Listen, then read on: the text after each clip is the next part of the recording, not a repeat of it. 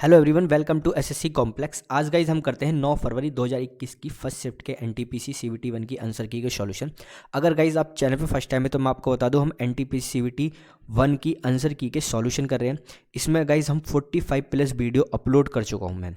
अगर आप guys CVT 2 और ग्रुप डी एग्ज़ाम की प्रिपरेशन कर रहे हो तो ये जो वीडियो है ना आपके लिए, ये जो सीरीज़ है 45 की, ये आपके लिए बहुत ज़्यादा फ़ायदेमंद है। क्योंकि गाइज इसके अंदर ना बेसिक कॉन्सेप्ट, हर क्वेश्चन का ओरिजिन कैसे होता है, मतलब कैसे क्वेश्चन बनता है, और टाइम मैनेज, ठीक है, बहुत सी चीज़ें ना मैंने आपको फॉर्मूले याद करने का तरीका, बहुत सी चीज़ बना रखी है गाइस।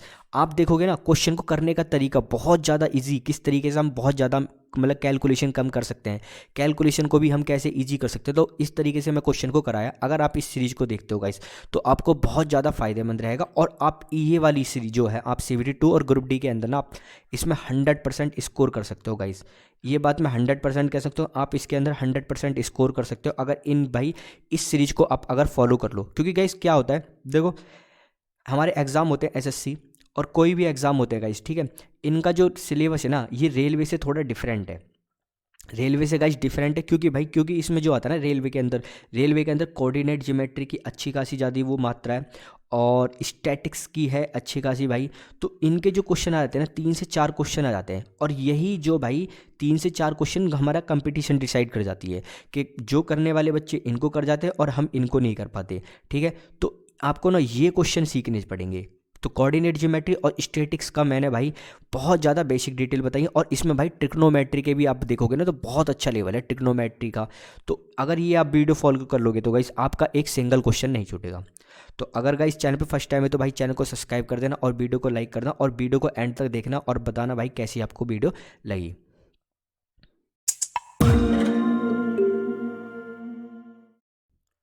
फर्स्ट क्वेश्चन है गाइस, दिए गए आंकड़ों के समूह के लिए इनमें से कौन सा विकल्प गलत है। तो गाइस मुझे ये डाटा दे रखा है और मेरे को बताना है कि मीन मीडियन मोड का रिलेशन बताना कि कौन सा हमारा इसमें रिलेशन गलत है। तो गाइस हमें सबको पहले तीनों की वैल्यू फाइंड करनी पड़ेगी। एक क्या है, मीन है जिसको हम माध्य बोलते हैं, एक होता है मीडियन जिसको हम माध्य का बोलते हैं, और एक होता है मोड जिसको हम बहुलक बोलते हैं। अब सबसे इजी होता है मोड होता है निकालना, जो सबसे ज़्यादा संख्या रिपीट हो रखी है वो होता है मोड, जो सबसे ज़्यादा। अब देखो सबसे ज़्यादा कौन सी रिपीट हो रखी है, एक बार रिपीट हो रखा है। दो देखें तो दो, एक और दो बार रिपीट हो रखा है। तीन देखें, एक, दो और तीन बार रिपीट हो रखा है। अगर हम 5 देखें, 5, एक और ये बस 2 टाइम्स रिपीट हो रहा है। और 4 हमारा, एक ये है 4 और एक ये है 6 भी हमारा 2 बार रिपीट हो रखा है, ठीक है। जो सबसे ज़्यादा रिपीट हो रखा है वो 3 रखा है, क्योंकि 3 कितनी बार हो रखा है रिपीट, 3 बार हो रखा है, ठीक है गाइस। तो मोड क्या हो जाएगा हमारा, 3 हो जाएगा।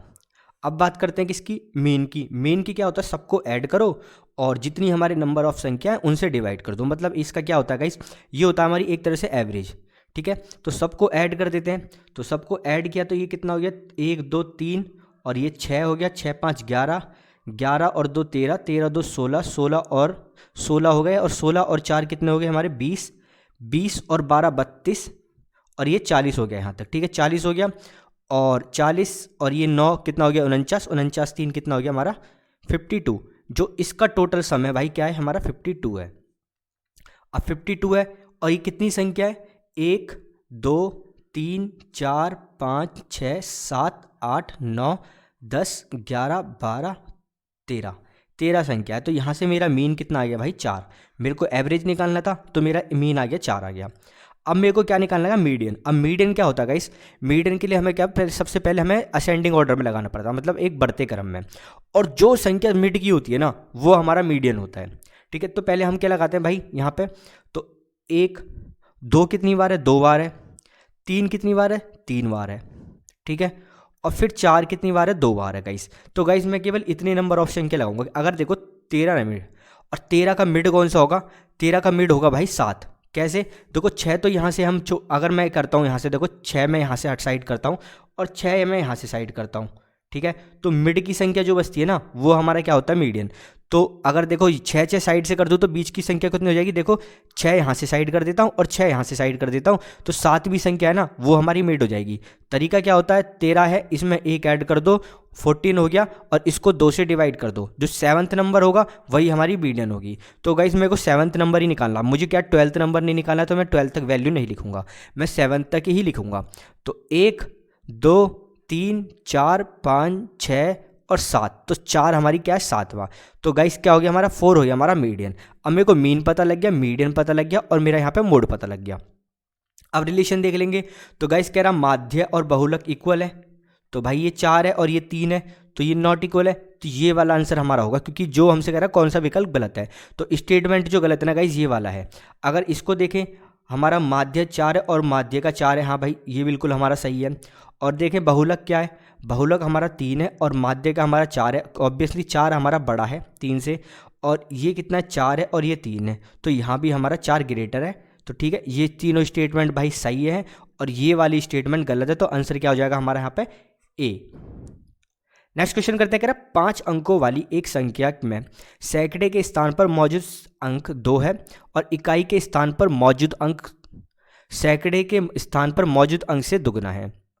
संख्या में 1000 के स्थान पर 0 है और 10,000 के स्थान पर मौजूद संख्या सैकड़े के स्थान पर मौजूद अंक और इकाई के स्थान पर मौजूद अंकों के योग के बराबर है। दहाई के स्थान पर मौजूद अंक 10,000 के स्थान पर मौजूद अंक से एक कम है, तो संख्या ज्ञात कीजिए। तो गाइस देखो, क्वेश्चन में कुछ नहीं है, हमें बस केवल यहाँ पे प्लेस की जगह बता रख, मतलब प्लेस बता रखिए कि यहाँ पे हमारी क्या वैल्यू है, तो उसी के अकॉर्डिंग हमें करना। बहुत ज़्यादा इजी क्वेश्चन है। कह रहा है सैकड़े के स्थान पर, सैकड़ा बोल दिया मतलब 100 प्लेस पे बोल दिया। 100 प्लेस पे मतलब क्या होता है गाइस, 100 प्लेस पे 2 बोला है, तो जहाँ पे 1 है ना वहाँ पे क्या हो जाएगा हमारा 2 हो जाएगा। तो ये मैंने 100 प्लेस ले लिया। और अगर मैं देखूँ यहाँ पे कह रहा है इकाई के स्थान पर मौजूद अंक सैकड़े स्थान पर मौजूद अंक से दुगना है। तो गाइस देखो, इकाई बोले तो केवल ये होती है इकाई, तो जहाँ पे 1 है वहाँ पे मुझे क्या लेना पड़ेगा, जो एस मेरे को दे रखा है ना यहाँ पे 100 पे मेरे को 2 दे रखा है, कह रहा है इसका डबल है, तो भाई यहाँ पे क्या है 4 है। अब 4 है गाइस यहाँ पे। अब देख रहे हैं यहाँ पे कह रहा है संख्याओं में 1000 के स्थान पर 0 है, तो 1000 के स्थान पर क्या है 0 है, तो भाई यहाँ पे केवल 1000 के स्थान पर क्या हो जाएगा 0 है। जहाँ 1000 लिखना था मुझे, वहाँ क्या मैं लिख दूंगा 0, 1 को 0 कर दूंगा, बस इतना करना था। अब कह रहा है 10,000 के स्थान पर मौजूद अंक सैकड़े के स्थान पर मौजूद अंक और इकाई के स्थान पर मौजूद अंकों के योग के बराबर है। तो गाइस जो 100 प्लेस पर हमारी जो पोजीशन थी क्या थी 2, और जो इकाई के स्थान पर क्या था 4, इन दोनों का सम क्या है हमारा 10th 100 प्लेस पे है, तो क्या हो जाएगा भाई 60,000। ठीक है, 60,000 हो जाएगा, क्योंकि किस पे हमारा देखोगे आप यहाँ पे किस पे 10,000 के स्थान पर, तो 10,000 के स्थान पर हमने क्या लिख दिया यहाँ पे 6,000। अब यहाँ पे देखते हैं गाइस, लास्ट लाइन पढ़ते हैं। कह रहा है दहाई के स्थान पर मौजूद अंक 10,000 के स्थान पर मौजूद अंक से एक कम है। अब दहाई के स्थान पर केवल जो 6 से ना एक कम है। ठीक है, बस इतना था भाई। इसको ऐड करोगे देखो 4 5 2 0 6, तो कितना हो गया 60,254। तो ऑप्शन क्या हो जाएगा यहाँ पे हमारा ए। नेक्स्ट क्वेश्चन करते हैं, एक संख्या से 40 घटाने पर वह संख्या स्वयं के 60% के बराबर हो जाती है, तो संख्या ज्ञात करो। गाइस कितना इजी क्वेश्चन है, कोई 100% संख्या है और इसमें मैंने 40 घटा दिया और वो क्या हो गया भाई 60% के इक्वल हो गई। तो गाइस वो संख्या क्या होगी भाई, ऑब्वियसली 100 ही तो होगी। अगर मैं 100 में से 40 घटा देता हूँ और वो 60 आ जाती है, तो ये भी तो 60% के इक्वल ही है। अगर ये 100% के इक्वल था 100, तो ये 60 किसके 60% के इक्वल हो जाएगा। तो इजी क्वेश्चन था, ऑप्शन क्या हो जाएगा इसका गाइस सी। नेक्स्ट क्वेश्चन करते हैं, कह रहा है 3 संख्याओं का अनुपात 1 2 3 है और उनका जो एचसीएफ है 12 है, तो वे क्रम से कौन सी हैं। अब गाइस हमें पता है कि एचसीएफ हम यहाँ पे दे रखा है हमें रेशो 1 रेशो 2 रेशो 3 और इसका एचसीएफ दे रखा है क्या हमें 12। अब 12 पता भाई इसका फैक्टर होगा, ऑब्वियसली हाईएस्ट कॉमन फैक्टर होगा, सब में 12 की हमसे मल्टीप्लाई तो होगी कम से कम। तो संख्या कौन सी आ गई, एक तो 12, एक हो गई 24 और एक हो गई हमारी 36। तो यही हमारी वैल्यू थी, ऑप्शन क्या हो जाएगा इसमें हमारा गाइस ए। नेक्स्ट क्वेश्चन करते हैं, 15 डिग्री के कोण के पूरक कोण और 125 डिग्री के कोण के संपूरक कोण का योग ज्ञात कीजिए। गाइस क्वेश्चन के अंदर कहना चाह रहा है, देखो एक हमारा कॉम्प्लीमेंट्री एंगल होता है और एक होता है हमारा सप्लीमेंट्री एंगल। अगर मैं 2 एंगल हैं और इनका सम क्या होता है कॉम्प्लीमेंट्री में भाई 90 डिग्री। ठीक है, और इसको हम बोलते हैं पूरक कोण। ठीक है, पूरक कोण। और एक होता है संपूरक, इसका जो सम होता है ना भाई, इनका सम होता है 180 डिग्री। तो यहाँ पे मुझे एक की वैल्यू दे रखी है 15 डिग्री, तो y की वैल्यू मैं निकाल सकता हूँ इजी गाइस, क्या हो जाएगी 75 डिग्री।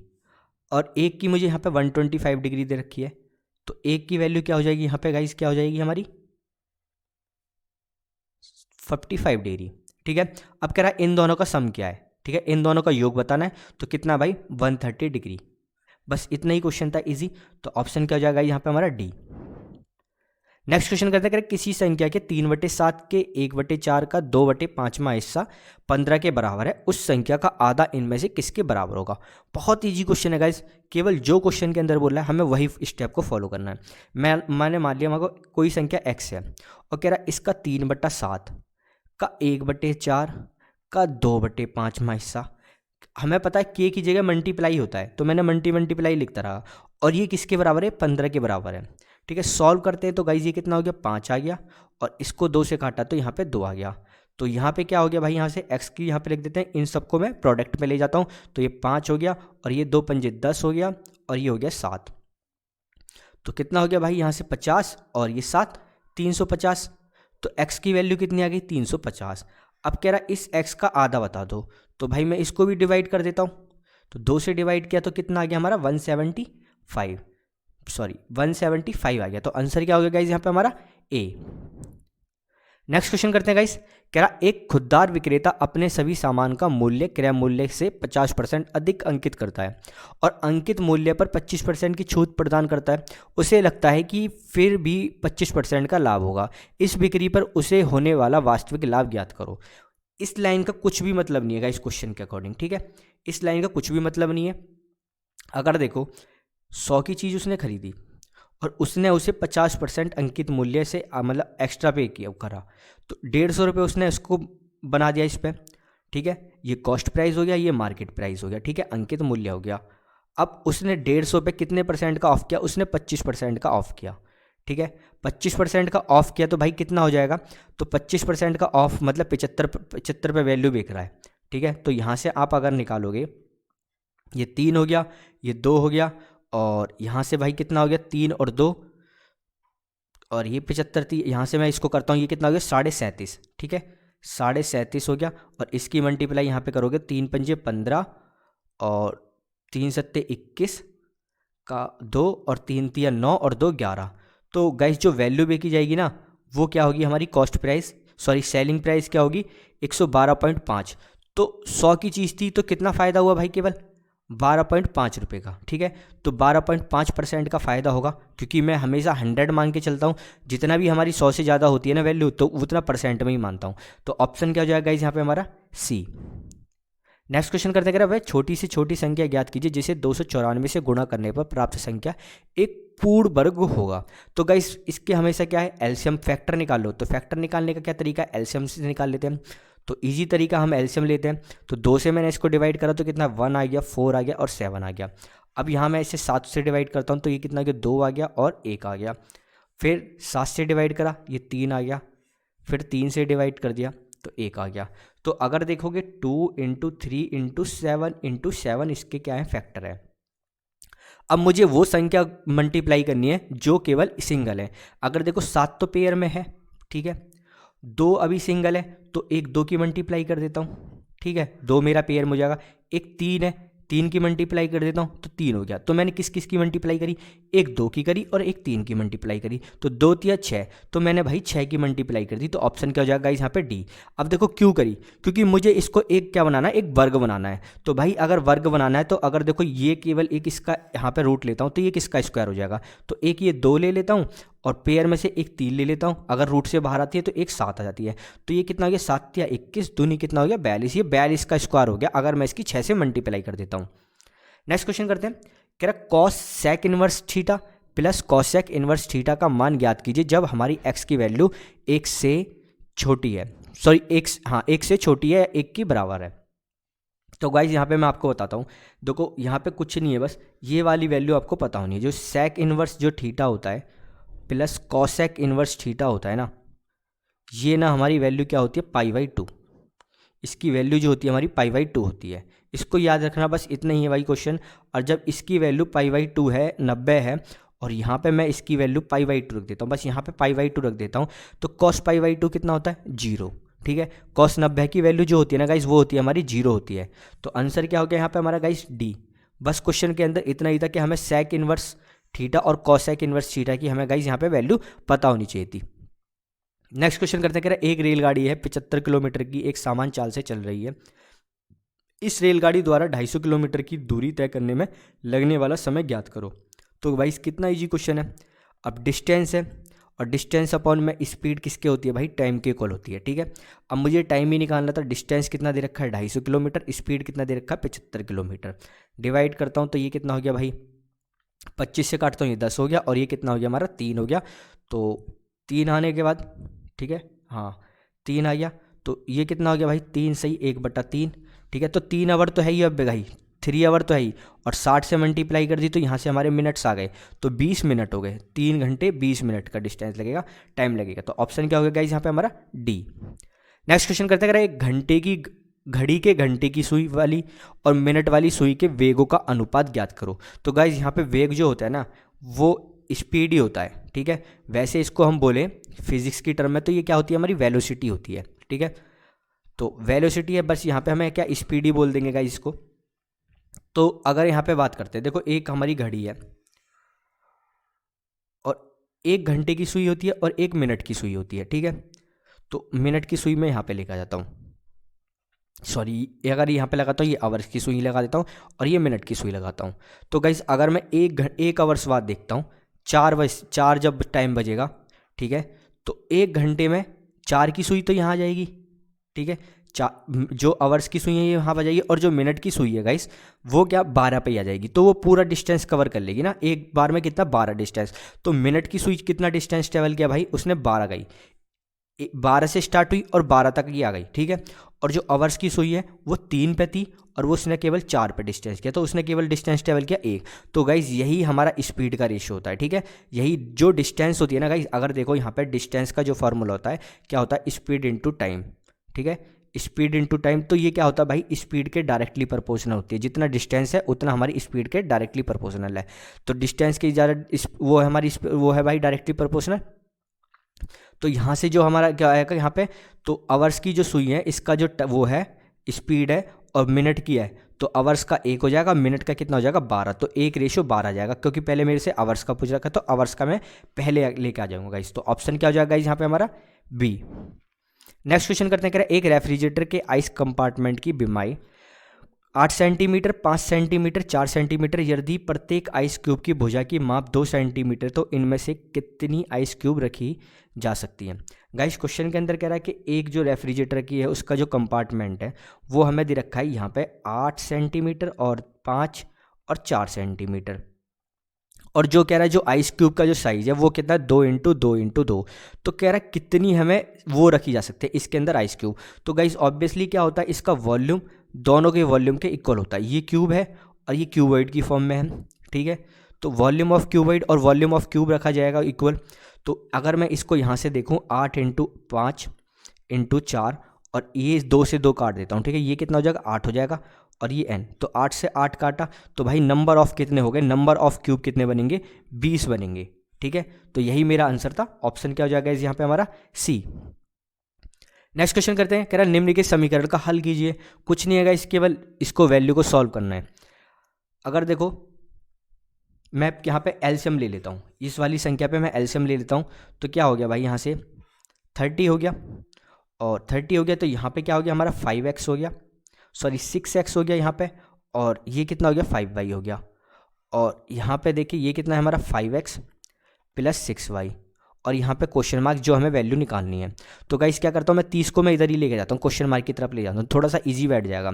तो ये क्या हो जाएगा 6x - 5y × 5x और +6y, और ये मेरे 30 की तरफ ले गया भाई। और मैंने जब इसको सॉल्व किया, ये दो प्रोडक्ट है तो इनकी मल्टीप्लाई करी तो ये कितना हो गया 30 आ गया, 30x² हो गया, और इसकी मैंने मल्टीप्लाई इसमें करी तो कितना हो गया हमारा 36xy हो गया, और 5 की करी तो कितना हो गया -25xy, और इसकी करी तो कितना हो गया 5 × 30 -30y² = 30। और अब मैं 30 से गाइस सबको डिवाइड कर दूंगा। ये जो 30 था मैं यहाँ पे लेके चले गया था, तो इस 30 से मैं सबको डिवाइड कर दूंगा, अपॉन में लेके आ जाऊँगा, तो ये कितना हो गया 13x²।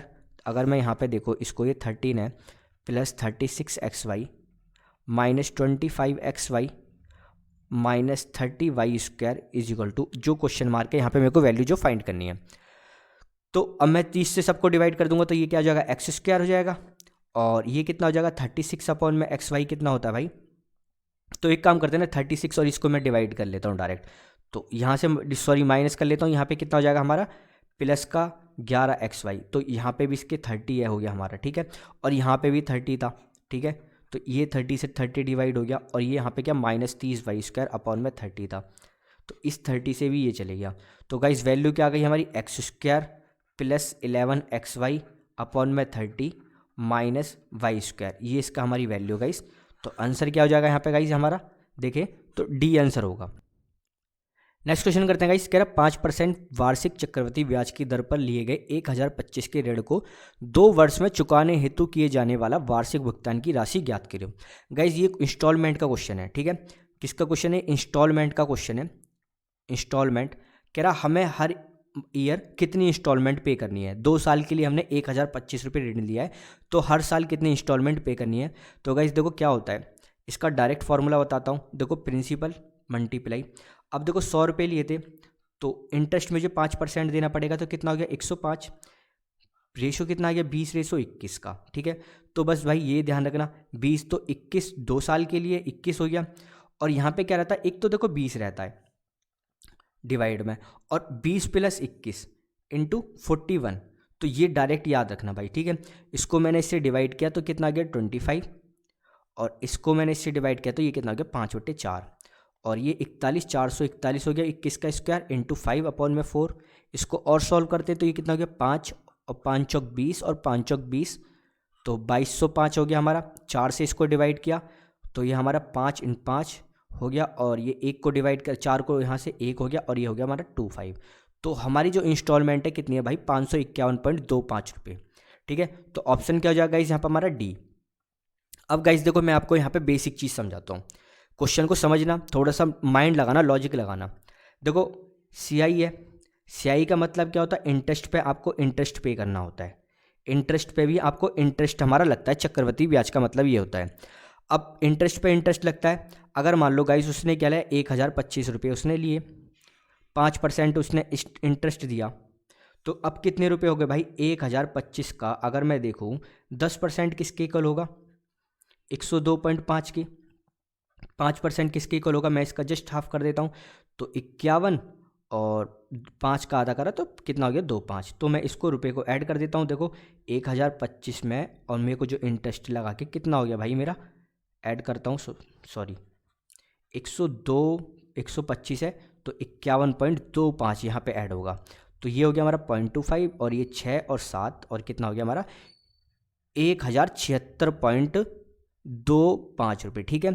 अब उसने जो इंस्टॉलमेंट पे करी कितनी की करी भाई यहाँ पे 551.25 रुपये। अब कितने रुपए बचे, तो मैंने इसमें यहाँ पे करने के बाद मेरे पे कितने रुपए बचे, तो भाई यहाँ से 0.0525 तो 525 रुपये बचे। ये केवल फर्स्ट ईयर की कहानी थी, ठीक है। अब ये बचती है हमारी सेकेंड ईयर की कहानी, ठीक है। अब मुझे पता है 525 रुपये है बचे हैं, मैंने इतना पे कर दिया, और अब ये इंटरेस्ट लगने के बाद था, तो अब मेरा यहाँ पे भी इंटरेस्ट लगेगा 5% का। तो 5% का इंटरेस्ट लगता है, तो भाई 525 रुपये क्या है, और इसका 10% कितना होगा भाई 52.5 रुपये, और 5% कितना होगा भाई 26.25 रुपये, ठीक है। कितना होगा 26.25 रुपये। तो गाइज़ ये चीज़ तो देखो मैं आपसे एक्सपेक्ट करता हूँ ये चीज़ आपको पता होगी कि अगर देखो 100 हमारा 525 के इक्वल है, तो 10% किसका होगा भाई, मैं इसको 1 डिवाइड कर देता हूँ, पॉइंट आ जाएगा, तो हमारा ये 10% के इक्वल हो जाता है। और मैंने 5% को निकालने के लिए क्या करा, मेरे को 2 से डिवाइड कर देता हूँ इसको, तो मेरा कितना आ गया 26.5 रुपये। तो मैं जब इसमें 26.25 ऐड करता हूँ तो कितना आ गया भाई, ये इक्वल आ गया हमारी इंस्टॉलमेंट के बराबर ही, ठीक है। क्योंकि 2 साल की इंस्टॉलमेंट थी ना, तो अब लास्ट में जो हमारा अमाउंट बचेगा फाइनल यही बचेगा, ठीक है। तो यही हमें पे करना था। तो ऑप्शन क्या हो गया गाइज यहाँ पे हमारा डी। नेक्स्ट क्वेश्चन करते हैं गाइज, कह रहा 0.2 इंटू यहाँ पे हमें सिंप्लीफिकेशन का दे रखा है और इसको सॉल्व करना है। ये गाइज अगर देखें ऊपर मेरे को एक स्ट्रक्चर दिख रहा है, ये स्ट्रक्चर आपका देखो a - b का होल स्क्वायर का है। अगर देखो a स्क्वायर है यहाँ पे प्लस b स्क्वायर है और -2ab है। अगर देखो a क्या है हमारा 0.2, ठीक है, और b क्या है हमारा 0.002, ठीक है, और ये क्या है हमारा 2 × 0.02, तो ये हमारा 2 हो गया और ये हमारा a हो गया, और b की वैल्यू हमारी यहाँ पे गिवन है। तो ये वाली वैल्यू तो भाई क्या हो गया a - 2.2 का होल स्क्वायर अपॉन में, और यहाँ पे हमें वैल्यू दे रखी है ये। तो सॉल्व करते हैं गाइस।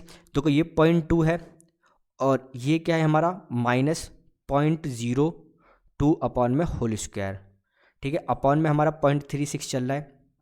मैं काम करता हूँ भाई, यहाँ पे पॉइंट हटाता हूँ, अपन में 10 लेके आता हूँ, तो पॉइंट हटाए यहाँ पे 10 आ गया, और पॉइंट हटाए तो यहाँ पे क्या आ गया हमारा 200 आ गया, ठीक है। और ये हमारा यहाँ पे 36 चल ही रहा है। और इसको जब थोड़ा सा सॉल्व किया गाइस, एलसीएम लिया, तो कितना आ गया, एक तो 20 हो गया, ये 2 रह गया, और अपॉन में 100 हो गया, और स्क्वायर हो गया, अपॉन में 0.36 है। तो ये कितना हो गया भाई हमारा 18/100 का स्क्वायर अपॉन में 36 है। और जब मैंने भाई यहाँ पे देखो 100 है, तो चलो इसको यहीं पे लिख देते हैं, यहाँ पे 0.18 हो जाएगा, ठीक है, का होल स्क्वायर अपॉन में 36, तो इसको 0.18 इंटू 0.18 लिख सकता हूँ, 2 बार है, और ये क्या 0.36, इससे कैंसिल हुआ, ये 2 हो गया, और इसको मैंने इससे डिवाइड करा तो कितना हो गया 0.09। तो ऑप्शन क्या हो जाएगा इस यहाँ पे हमारा बी। नेक्स्ट क्वेश्चन करते हैं, एक टायर में 2 पंचर हैं। पहला पंचर अकेले 9 मिनट में टायर को पूरी हवा निकाल सकता है, दूसरा पंचर अकेला 6 मिनट में टायर की हवा पूरी निकाल सकता है। यदि हवा स्थिर गति से निकलती है तो दोनों पंचर एक साथ मिलकर कितनी देर में टायर को पूरी हवा निकाल सकते हैं। तो गाइस देखो, एक तो 9 काम करता, एक 6 काम करता है। एलसीएम कितना आ गया 54 आ गया, तो ये कितना हो गया भाई यहाँ पे 6 हो जाएगा, और ये कितना हो जाएगा 9 हो जाएगा। 54 अपॉन में कितना हो जाएगा, ये हमारा 15 हो जाएगा।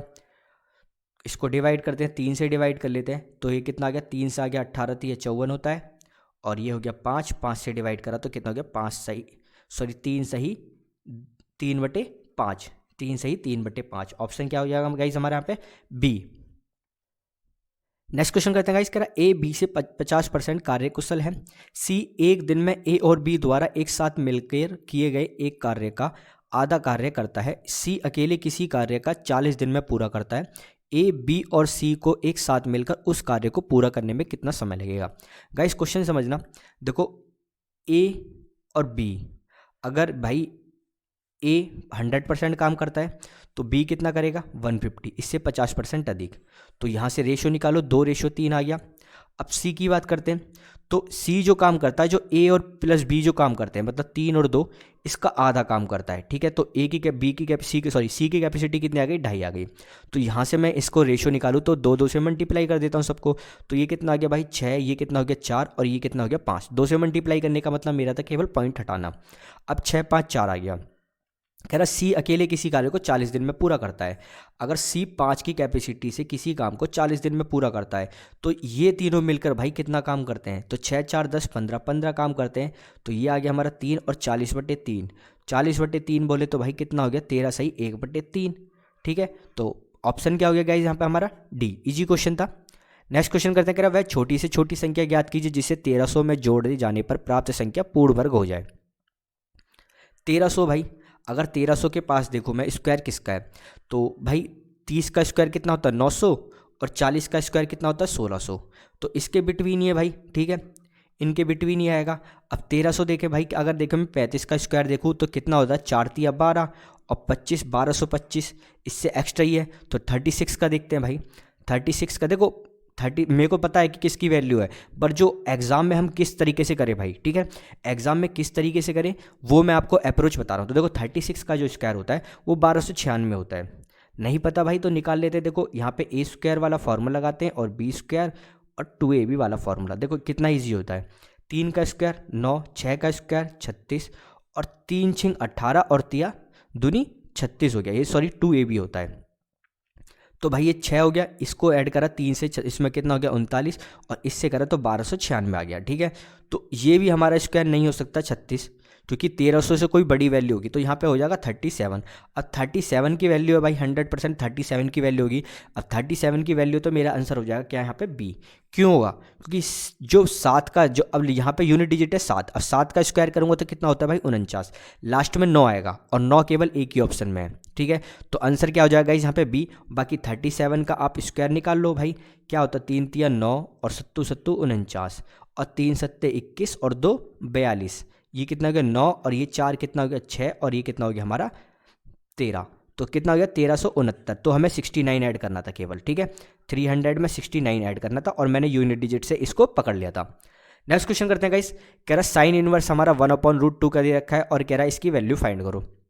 बहुत इजी क्वेश्चन है गाइस। देखो साइन इनवर्स है, ये 11th का क्वेश्चन है हमारा, और 1/√2 की जगह मैं क्या लिख सकता हूँ भाई, साइन की फॉर्म में ही मुझे लिखना, ध्यान रखना साइन की फॉर्म में ही लिखना, कॉस की फॉर्म में मत लिख लेना। 1/√2 क्या होता है भाई, यहाँ पर साइन 45 डिग्री, तो यहाँ पे साइन 45 डिग्री लिख देता हूँ, ठीक है। तो साइन से साइन इनवर्स चले गया क्योंकि ये हमारा वो है साइन इनवर्स, तो यहाँ पे क्या बचेगा हमारा 45 डिग्री, और 45 डिग्री क्या होता है π/4, 180/4 ही होता है ना, ठीक है। तो आंसर क्या हो जाएगा इस यहाँ पे हमारा डी। नेक्स्ट क्वेश्चन करते हैं, कह रहा है एक दुकानदार सामान बेचते और खरीदते समय 10% की सीमा तक बेईमानी करता है, अतः वह जब पकड़ा गया तो दंडित किया गया, तब तक वह कितने प्रतिशत लाभ कमा रहा था। गाइस देखो ये क्वेश्चन ना थोड़ा सा है हमारा ऑप्शन के ऊपर डिपेंड करता है। अगर यहाँ पे ऑप्शन क्या होता 22.22% होता तो मैं आंसर को इसको प्रेफरेंस करता, ठीक है। बट यहाँ पे आंसर नहीं है तो मेरा यहाँ पे डायरेक्ट होगा 21%, ठीक है। मैं आपको दोनों चीज़ बताऊँगा। देखो किसी ने बंदे ने 10% की बेईमानी करी, तो 100 की चीज़ भाई उसने कितने खरीदी, 110 रुपये की खरीद ली, मतलब 100 रुपये का सामान, 100 रुपये पे करके उसने 110 का सामान ले लिया, ठीक है। अब वो बेचता है भाई, तो 110 को वो 10% फिर एक्स्ट्रा कर देता है, 10% एक्स्ट्रा कर देता, तो अब ये कितना हो गया भाई, ये 121 हो गया, ठीक है, 121 हो गया। अब 100 की चीज़ थी, उसने कितना बेच दिया भाई, उसने 121 का, तो प्रॉफिट कितना हो गया हमारा 21% का, ठीक है। तो एक तरीका तो ये हो गया, ठीक है गाइस। अगर गाइस आंसर 22 पॉइंट ये होता तो मैं इसको प्रेफरेंस करता। देखो समझो, देखो 100 की चीज़ थी, उसने बेईमानी करी 10% की, 10% की बेईमानी करने का मतलब है कि उसने 90 रुपये की चीज़ खरीदी, ठीक है, 90 रुपये उसने पे किए और 100 रुपये का सामान ले लिया। अब उसने 10% एक्स्ट्रा की फिर बेईमानी करी, तो उसको क्या 110 कर दिया। अब 110 कर दिया तो भाई उसको जो यहाँ पे फ़ायदा कितना हुआ, 90 पे 20 का फ़ायदा हुआ है। अब 90 पे जब 20 का फ़ायदा होगा ना भाई, यहाँ से अगर आप इसको निकालोगे तो 200/9, ठीक है, तो ये कितना आएगा 22.22%, ठीक है। तो गाइज ये ऑप्शन के ऊपर डिपेंड होता है। अगर यहाँ पे 22.22% नहीं दे रखा तो आंसर हम किसको चूज़ करेंगे, इसमें 21% को चूज़ करेंगे। देखो यहाँ पे तरीका है भाई, क्या किस तरीके से बेईमानी कर रहा है, यहाँ पे 10% की यहाँ भी बेईमानी कर रहा है और 10% की बेईमानी यहाँ पे भी कर रहा है, ठीक है। तो नेक्स्ट क्वेश्चन पर चलते हैं गाइज।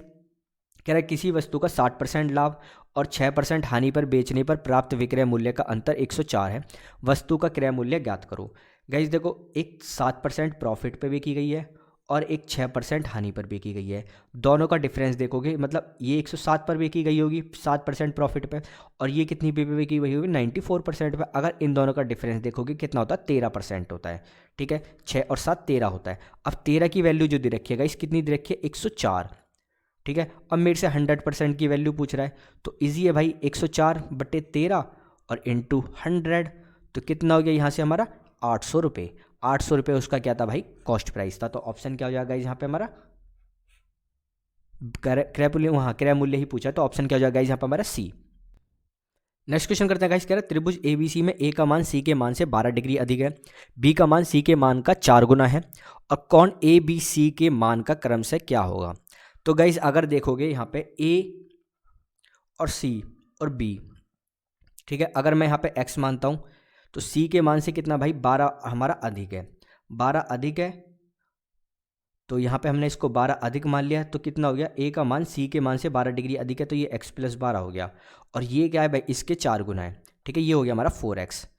तो अब क्या, अब पता है हमें क्या इसका जो सम कितना होता है भाई 180 डिग्री होता है, 180 डिग्री होता है, सबको ऐड कर लो, ये x और ये x कितना हो गया 6x, और ये 12 डिग्री, और ये 180 हो गया, माइनस कर देता हूँ 6x यहाँ पे, सॉरी 12 हमें यहाँ पे माइनस कर देता हूँ, तो कितना आ गया भाई यहाँ पे हमारा 168, ठीक है, 12 मैंने माइनस करा 168, 6 से मैंने इसको डिवाइड करा, तो कितना आ गया 6 दूनी 12 और 4 48, तो x की वैल्यू कितनी आएगी हमारी 28, तो x क्या आता है भाई हमारा 28। तो c की वैल्यू कौन सी है गाइज, ये हमारी, ठीक है, c वाली ये a है और ये b है और c ये है गाइज, ठीक है। तो c क्या हो जाएगा भाई हमारे यहाँ पे 28 डिग्री, तो 28 यहाँ पे, एक यहाँ पर है और एक यहाँ पर है, 28 यहाँ पर है। अब गाइज यहाँ पे देखो देखो ये दोनों का जो सम है कितना है 12 डिग्री का डिफरेंस है, ठीक है। यहाँ पे देखोगे यहाँ पे हमारा 12 का हमारा डिफरेंस है, ठीक है, ये वाला भी ठीक है 12 डिग्री का यहाँ पे डिफरेंस है, बट ये क्या भाई इसके 4 गुना है नहीं, इसका 4 गुना ये नहीं है। 28 का जो 4 गुना होता है 112 होता है, ठीक है। 28 चौके क्या होता है भाई, 112 होता है। तो ऑप्शन क्या हो जाएगा गाइस यहाँ पे हमारा सी। वैसे इसको ऑप्शन से भी चेक कर सकते थे गाइस, क्योंकि देखो यहाँ पे 40 28 यहाँ पे 12 डिग्री का डिफरेंस है, ठीक है। यहाँ पे भी 12 का डिफरेंस है, यहाँ भी 12 का डिफरेंस है, बट यहाँ पे 12 का डिफरेंस नहीं है, तो ये ऑप्शन हमारा कट गया, ठीक है। ऑप्शन ये कट गया। अब इसको चेक कर सकते हो, देखो 28 को भाई ये इसके 4 गुना नहीं है, ठीक है। ये वाला फिर ऑप्शन कट गया हमारा। अगर ये देखोगे इसके 4 गुना है, ये 4 गुना है, बट इसका सम 180 डिग्री नहीं है, ठीक है। ये 4 गुना भी है, ये 12 का डिफरेंस भी है, और इसका सम 180 डिग्री है, मतलब ये सारी कंडीशन को सेटिस्फाई कर रहा है। तो आंसर क्या हो जाएगा यहाँ पर हमारा सी। नेक्स्ट क्वेश्चन करेगा 25% सांद्रता वाले 36 लीटर संतरे के रस में 80% सांद्रता वाले संतरे के रस की कितनी मात्रा मिलाई जानी चाहिए कि ताकि प्राप्त होने वाला मिश्रण की सांद्रता 60% हो जाए। तो इजी क्वेश्चन है भाई, एक 25% है और एक 80% हो गया, और मुझे मिक्स करना है 60% का। 25% का देखें तो ये कितना 36 लीटर है, और ये मुझे निकालना है कितनी लीटर है। तो इसको मैंने माइनस किया तो कितना हो गया भाई, 60 से 25 में माइनस करा तो ये 35 है, ठीक है। और इसको जब माइनस करा तो कितना हो गया, 20 हो गया। अब 20 हो गया, अब यहाँ से रेशियो निकाल ले, 5 से डिवाइड करा तो ये कितना हो गया 4, और ये कितना हो गया हमारा 5 से डिवाइड करा 7, ठीक है। तो 4 की वैल्यू 36 है, तो मैंने 9 की मल्टीप्लाई करी होगी। अब 7 की इसमें 9 मल्टीप्लाई करता हूँ, ये कितना हो गया 9 7 63।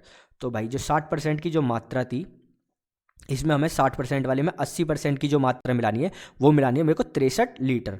तो ऑप्शन क्या हो जाएगा गाइस यहाँ पे हमारा डी। नेक्स्ट क्वेश्चन करते हैं गाइस, कह दो आदमी एक साथ एक निश्चित गत्यंक की दूरी की ओर चलना शुरू करता है। उनमें से पहला आदमी 3 किलोमीटर पर आवर की चाल से और दूसरा आदमी 3.75 किलोमीटर पर आवर की चाल से चलता है। दूसरा आदमी पहले आदमी से आध घंटे पहले पहुंच जाता है और गत्यांक स्थल की दूरी ज्ञात करो। गाइस कोई डिस्टेंस है, दोनों ट्रैवल करते हैं, एक 3 से ट्रैवल करता है, एक 3.75 से ट्रैवल करता है, और जो है एक आध घंटे इससे पहले पहुंच जाता है। तो गाइस यहाँ पे आपको एक रिलेशन याद रखना पड़ेगा। देखो स्पीड का जो फॉर्मूला होता है वो होता है डिस्टेंस अपॉन में टाइम। अगर मैं यहाँ पे देखूँ इज इक्वल टू जगह मैं यहाँ पे एक प्रोपोर्शनल का निशान लिख आऊँ, तो अगर आप देखोगे स्पीड है वो टाइम के क्या है भाई, इन्वर्सली प्रोपोर्शनल है। स्पीड क्या है, टाइम के इन्वर्सली प्रोपोर्शनल है। बस इस बात को ध्यान रखना। एक क्या है, स्पीड क्या है 3 किलोमीटर है, और एक की क्या है 3.75 है। अगर मैं यहाँ से पॉइंट से यहाँ पर चलो मैं 100 से मल्टीप्लाई कर देता हूँ, ठीक है। 100 से मल्टीप्लाई यहाँ किया और 100 से मल्टीप्लाई मैंने यहाँ कर दिया, तो कितना हो गया, ये 300 हो गया, और ये कितना हो गया 375 हो गया। अगर मैं यहाँ से इसको काटता हूँ 25 से तो कितना हो गया 12, और ये कितना हो गया भाई 15। फिर 3 से काट देते तो कितना हो गया 4, और ये क्या हो गया 5। ये आ गया हमारे स्पीड के रेशियो 4:5। स्पीड के रेशियो आ गया 4:5। टाइम के रेशियो क्या हो जाएगा भाई, जस्ट इसका इन्वर्सली प्रोपोर्शनल, ये हो जाएगा 5 और ये हो जाएगा 4, ठीक है। अब ये 5 और 4 हो जाएगा।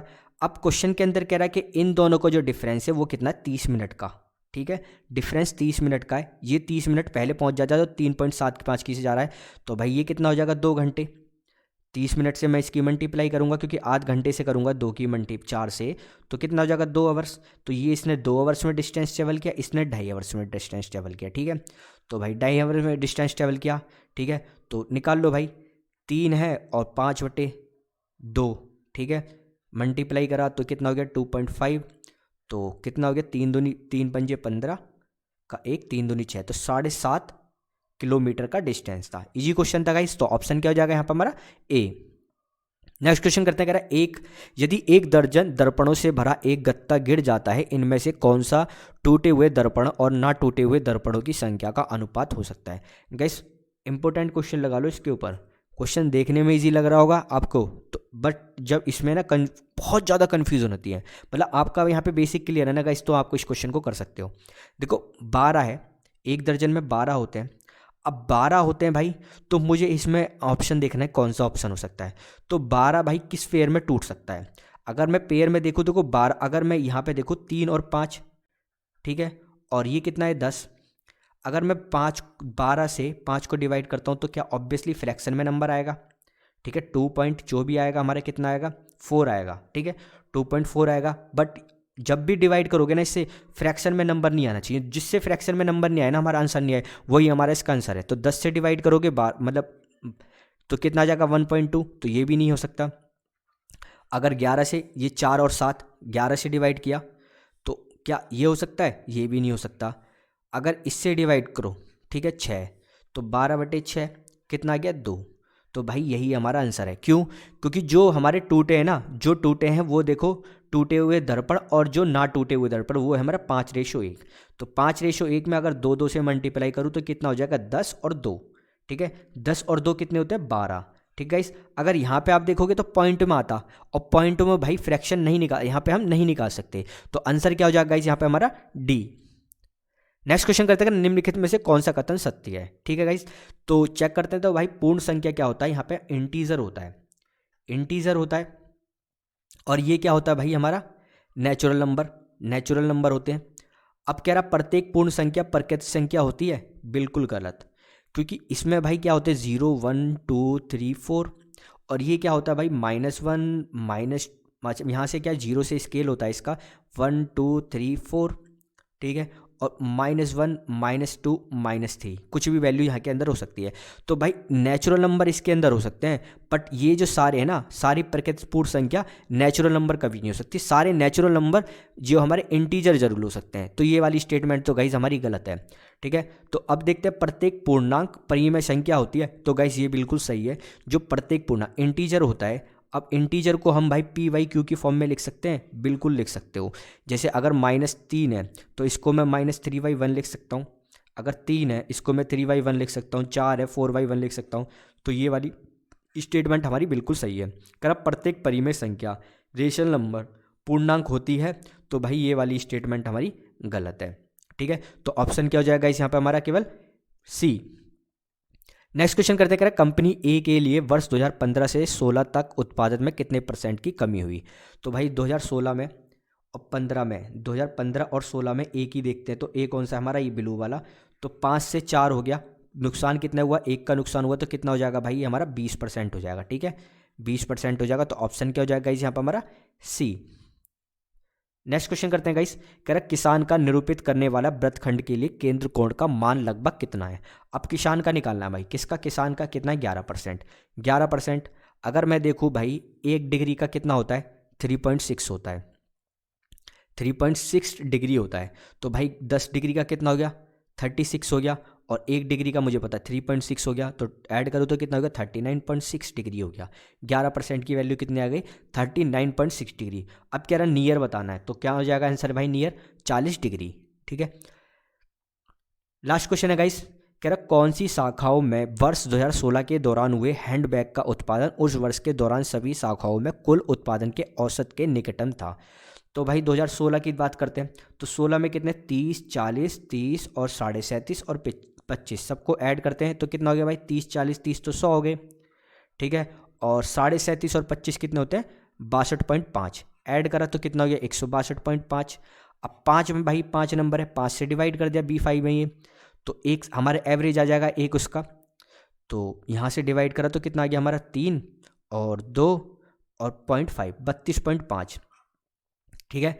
तो कह रहा 32.5 के पास लगभग कौन कौन से हैं, तो भाई लगभग जो पास पास है, एक तो B1 है 30 है, 30 भाई 32.5 के पास है नियर है, और एक B3 है 40 हमारा दूर है, ये भी हमारा दूर है, ये भी हमारा ज़्यादा दूर है। तो ऑप्शन क्या हो जाएगा B1 और B3, तो ऑप्शन हो जाएगा गाइज यहाँ पर हमारा ए। तो अगर गाइज आपको वीडियो पसंद आई तो प्लीज़ भाई चैनल को सब्सक्राइब करना और वीडियो को लाइक करना।